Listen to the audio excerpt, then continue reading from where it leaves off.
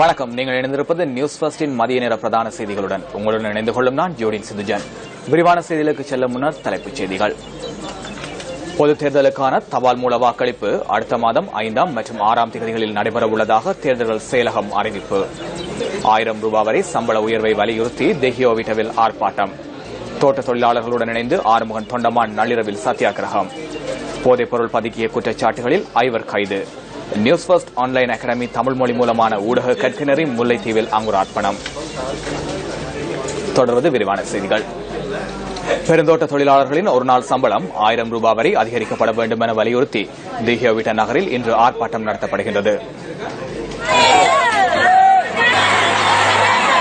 இன்று காலை 10 மணிக்கு ஆரம்பிக்கப்பட்ட இந்த ஆர்ப்பாட்டத்தில் 10 தோட்டங்களைச் சேர்ந்த நூற்றுக்கணக்கான தொழிலாளர்கள் கலந்து கொண்டுள்ளனர். பொருளாதாரத்திற்கு வலு சேர்க்கும் தமக்கு நியாயமான சம்பள உயர்வு கிடைக்கும் வரை ஆர்ப்பாட்டத்தை கைவிடப் போவதில்லை எனவும் தொழிலாளர்கள் தெரிவித்துள்ளனர்.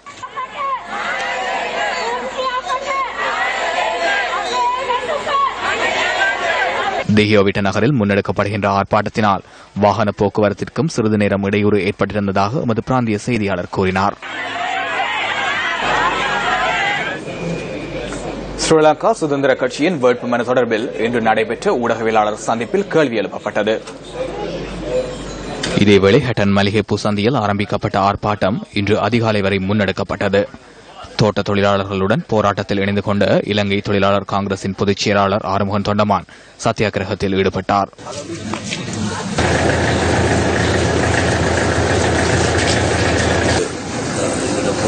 முதலாளிவாத சபையினருக்கும் தொழிற்சங்கங்களுக்கு ஒரு முரண்பாடு ஏற்படுச்சு. ஏன்னா தொழிற்சங்கங்கள் எதிர்பார்த்த சம்பள உயர்வு அவங்க கொடுக்க தயாரில்லை, அதே நேரம் சம்பள உயர்வு கொடுத்து பேசவே தயாரில்லை. அதனால கோஸ்லோடு ஒன்று தொடர்பு அன்னையிலிருந்து. ஆனால் அன்னையிலிருந்து முதலாளிவாத சம்மேளனம் அவங்களுக்கு கைக்கூலியா இருக்க சில அரசியல்வாதிகளும் அமைச்சர்களும் அதுக்கு கைக்கூலியா இருந்துக்கிட்டு அதை எப்படி உடைக்கிறது எல்லா விதத்திலையும் போராடி இருந்தாங்க. இன்று அதிகாலை 2 மணி வரை அவர் சத்தியாகிரகத்தில் ஈடுபட்டிருந்ததாக எமது செய்தியாளர் தெரிவித்தார்.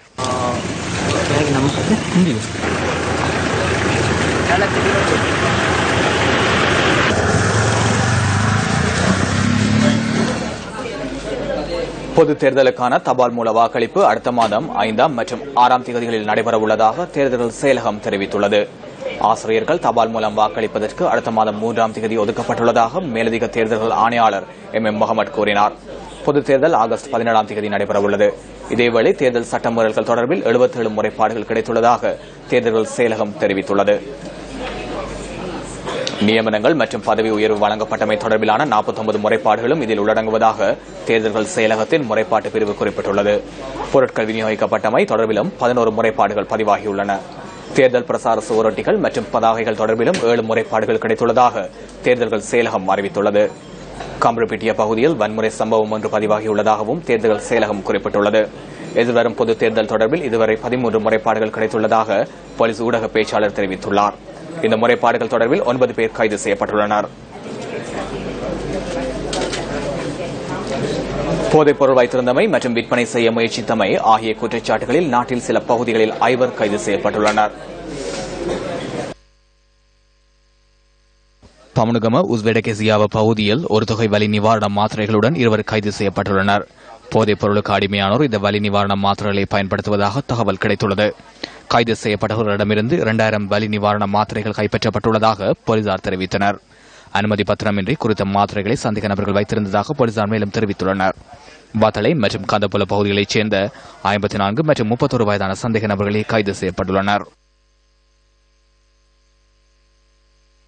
இதேவேளை 670 கிராம் போதைப் பொருளை வைத்திருந்த நபர் தம்புதேகம தம்மன்னாபுர பகுதியில் கைது செய்யப்பட்டுள்ளார்.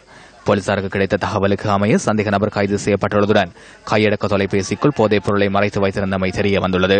தம்மன்னாபுர பகுதியைச் சேர்ந்த சந்தேக நபர் தம்புதேகம நீதவான் நீதிமன்றத்தில் ஆஜர்படுத்தப்படவுள்ளார்.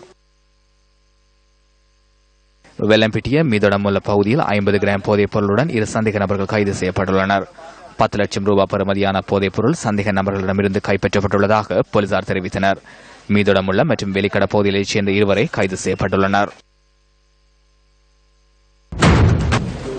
ஸ்ரீலங்கா சுதந்திர கட்சியின் வேட்புமனு தொடர்பில் இன்று நடைபெற்ற ஊடகவியலாளர் சந்திப்பில் கேள்வி எழுப்பப்பட்டது.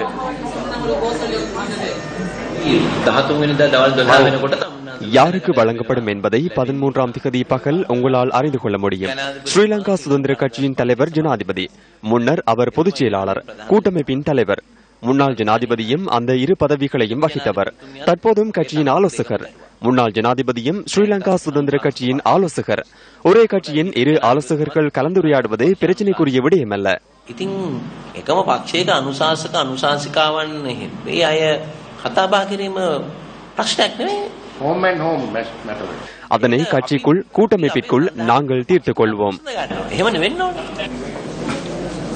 News first online academy Tamil மொழி மூலமான ஊடக கற்கை நெறி இன்று முல்லைத்தீவில் அங்குரார்ப்பணம் செய்து வைக்கப்பட்டது.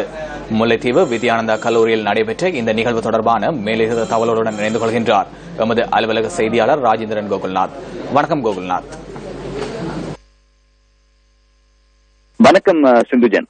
நமது நாட்டினுடைய ஊடகத்துறையிலே மாபெரும் புரட்சியை ஏற்படுத்தும் வண்ணத்திலான நியூஸ் ஃபர்ஸ்டினுடைய இன்னும் ஒரு புதிய முயற்சி இன்று அரங்கேறியது. முல்லைத்தீவு வித்யானந்தா கல்லூரியிலே நியூஸ் ஃபர்ஸ்ட் ஆன்லைன் அகாடமியின் தமிழ் மொழி மூலமான சேவை இன்றைய தினம் அங்குரார்ப்பணம் செய்து வைக்கப்பட்டது. இதன் மூலமாக இணையதளத்தின் வாயிலாக மாணவர்கள் கல்வி அறிவை இலவசமாக பெற்றுக் கொள்ளுகிற நோக்கிலே நியூஸ் ஃபர்ஸ்டினுடைய ஆன்லைன் அகாடமி என்கின்ற திட்டத்தினுடைய எண்ணக்கரு தயாரிக்கப்பட்டிருந்தது. அதன் அடிப்படையிலே பல ஆண்டு கால அனுபவம் கொண்ட ஊடகவியலாளர்களினால் ஊடகத்துறை சார்ந்த பல்வேறு விவரங்கள் இணையதளத்தின் வாயிலாக நியூஸ் ஃபர்ஸ்ட் ஆன்லைன் அகாடமியினூடாக மாணவர்களுக்கு இலவசமாக வழங்கப்படுகிறது.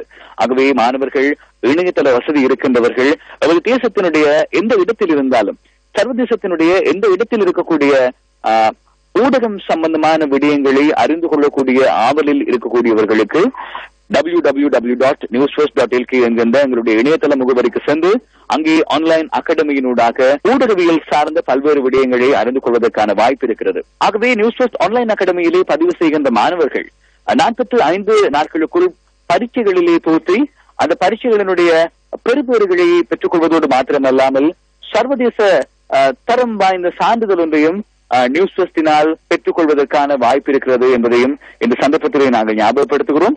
இப்பொழுது ஊடகத்துறை சார்ந்த விரிவுரைகள் நியூஸ் ஃபர்ஸ்ட் ஆன்லைன் அகாடமியிலே இடம்பெறுகின்றன.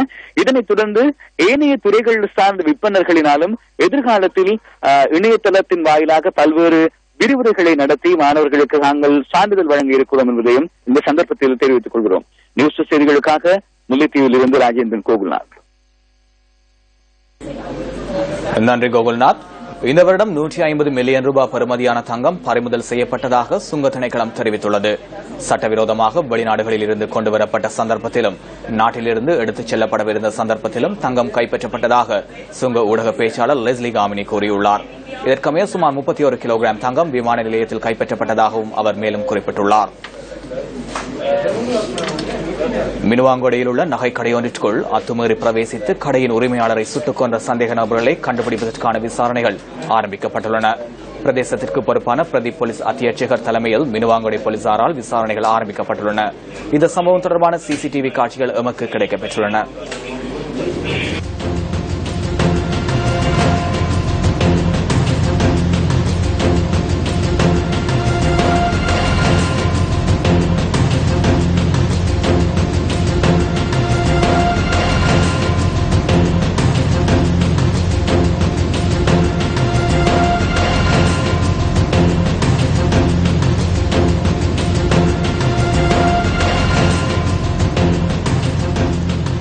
மினுவாங்குடி நகரில் உள்ள நகை கடையொன்றிற்குள் நேற்று மாலை 6:45 மணி அளவில் கொள்ளையர்கள் புகுந்ததாக போலீசார் தெரிவிக்கின்றனர். மினுவாங்குடி பொதுச்சந்தையில் உள்ள குறித்த நகை கடைக்கு 2 மோட்டார் சைக்கிள்களில் 4 கொள்ளையர்கள் வந்துள்ளதாக போலீசார் குறிப்பிடுகின்றனர்.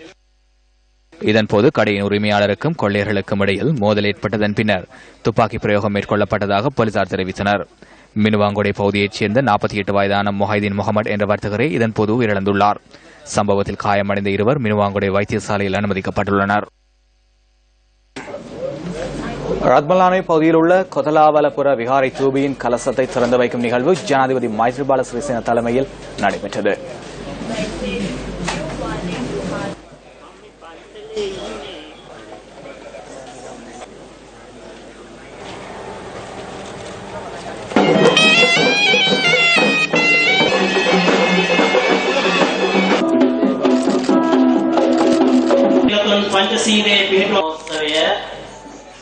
අද වගේ දිනකයි මේ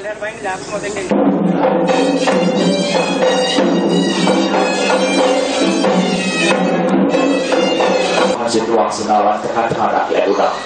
ඒකම